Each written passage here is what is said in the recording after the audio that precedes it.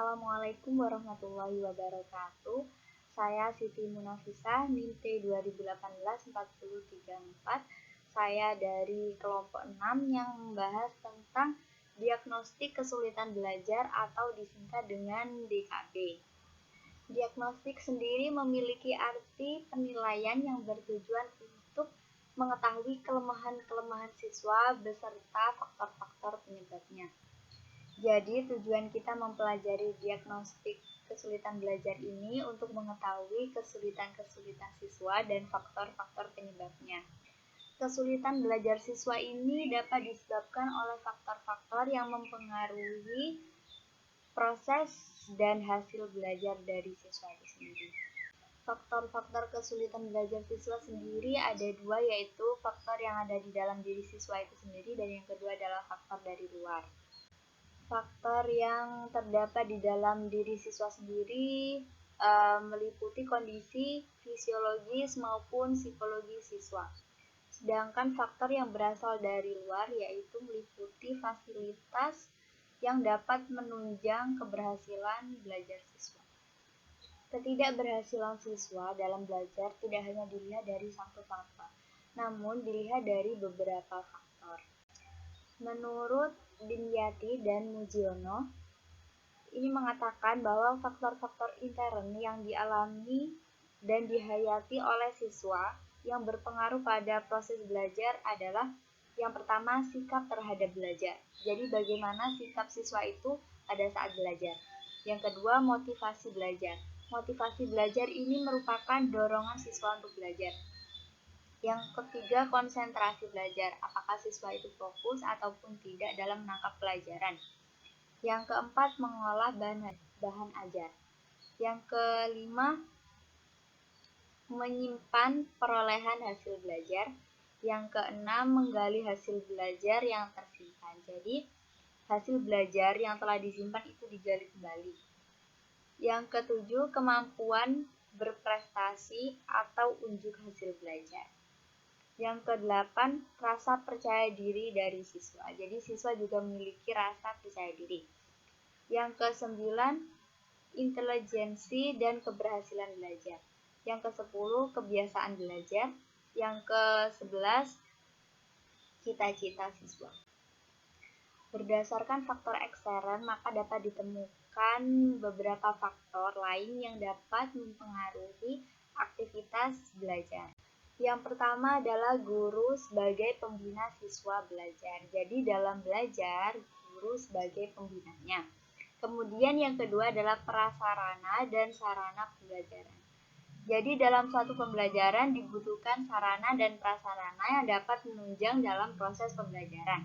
Yang ketiga, kebijakan penilaian. Jadi dalam memberi nilai, guru juga harus bijak. Yang keempat, lingkungan sosial siswa di sekolah. Yang kelima, kurikulum sekolah. Dalam buku modul Diagnostik Kesulitan Belajar dan Pengajaran Remedial, Depdikbud Universitas Terbuka menjelaskan, bila telah ditemukan bahwa sejumlah siswa tidak memenuhi kriteria persyaratan ketuntasan materi yang diterapkan, maka kegiatan diagnosis terutama harus ditujukan kepada yang pertama, bakat yang dimiliki siswa yang berbeda antara satu dari yang lainnya. Yang kedua, ketekunan dan tingkat usaha yang dilakukan siswa dalam menguasai bahan yang dipelajari. Yang ketiga, waktu yang tersedia untuk menguasai ruang lingkup tertentu sesuai dengan bakat siswa yang sifatnya individual dan usaha yang dilakukannya. Yang keempat, kualitas pengajaran yang tersedia yang dapat sesuai dengan tuntunan dan kebutuhan serta karakteristik individu. Yang kelima, kemampuan siswa untuk memahami tugas-tugas belajarnya. Dan yang keenam, tingkat dari jenis kesulitan yang diderita siswa sehingga dapat ditentukan perbaikannya apa dengan cukup mengulang dengan cara yang sama, mengambil alternatif kegiatan lain melalui pengajaran remedial.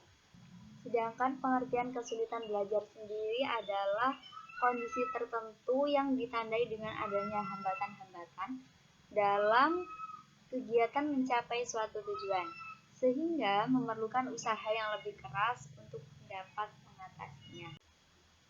Ciri-ciri tingkah laku dalam kesulitan belajar ini meliputi menunjukkan hasil belajar yang rendah, di bawah rata-rata nilai yang dicapai oleh kelompoknya atau di bawah potensi yang dimilikinya. Hasil yang dicapai tidak seimbang dengan usaha yang telah dilakukan.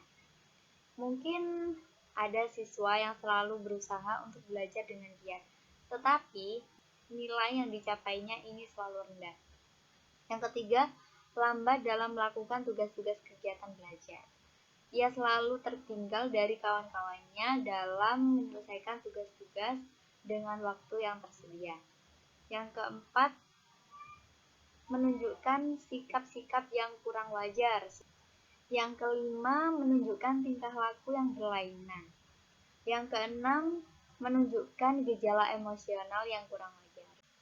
Menurut Burton, definisi kegagalan belajar ini ada 4. Yang pertama, siswa dikatakan gagal apabila dalam batas waktu tertentu yang bersangkutan itu tidak mencapai ukuran tingkat keberhasilan atau tingkat penguasaan. Dan yang kedua, yang bersangkutan tidak dapat mengerjakan atau mencapai prestasi yang semestinya. Yang ketiga, siswa dikatakan gagal apabila yang bersangkutan tidak dapat mewujudkan tugas-tugas perkembangan termasuk penyesuaian sosial sesuai dengan pola organismiknya. Yang keempat, siswa dikatakan gagal apabila yang bersangkutan tidak berhasil mencapai tingkat penugasan yang diperlukan sebagai persyaratan bagi kelanjutan pada tingkat pelajaran berikutnya. Jadi kesimpulannya, seorang siswa dapat diduga mengalami kesulitan belajar apabila yang bersangkutan ini tidak berhasil mencapai taraf kualifikasi hasil belajar tertentu dan batas-batas tertentu. Selanjutnya adalah prosedur dan teknik diagnostik kesulitan belajar. Di sini ada 6. Yang pertama, identifikasi kasus. Kemudian prosedur yang kedua adalah identifikasi masalah. Selanjutnya adalah identifikasi faktor-faktor kesulitan belajar siswa. Prosedur yang keempat adalah prognosis atau perkiraan kemungkinan bantuan. Prosedur yang kelima yaitu referral. Referral ini adalah menyusun suatu rencana atau alternatif bantuan yang akan dilaksanakan. Nah, rencana ini mencakup 2 hal. Yang pertama, cara-cara yang harus ditempuh untuk menyembuhkan kesulitan belajar yang dialami siswa yang bersangkutan. Nah, yang kedua, menjaga agar kesulitan yang serupa jangan sampai terulang lagi. Dan prosedur yang keenam atau yang terakhir adalah remedial. Pengajaran remedial yaitu suatu proses kegiatan pelaksanaan program belajar mengajar khusus yang bersifat individual, diberikan kepada siswa yang mengalami kesulitan belajar. Pendekatan dan metode pengajaran remedial ini ada 3. Yang pertama, pendekatan pencegahan. Yang kedua adalah pendekatan penyembuhan. Kemudian pendekatan yang ketiga adalah pendekatan perkembangan. Mungkin hanya itu yang dapat saya sampaikan. Kurang lebihnya mohon maaf. Wassalamualaikum warahmatullahi wabarakatuh.